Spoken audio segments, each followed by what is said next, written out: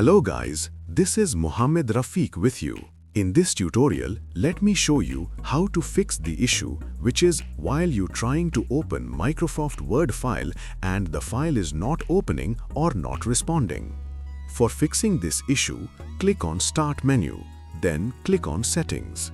Here, click on Apps. Here, search for Office or 365. Here in the search result, I can see that Microsoft Office 365, find for yours. Click on it, then click on Modify. This will open Microsoft Office Repair window. In this repair window, you can repair Microsoft Office including Microsoft Word, Excel, PowerPoint, etc. Here you can see two options, Quick Repair and Online Repair. So first select Quick Repair. In this, it will fixes most issues quickly without need of an internet connection. If this not help, then try with Online Repair.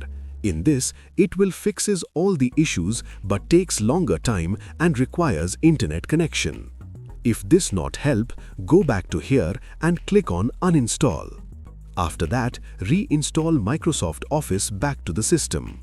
This will resolve the issue. That's it.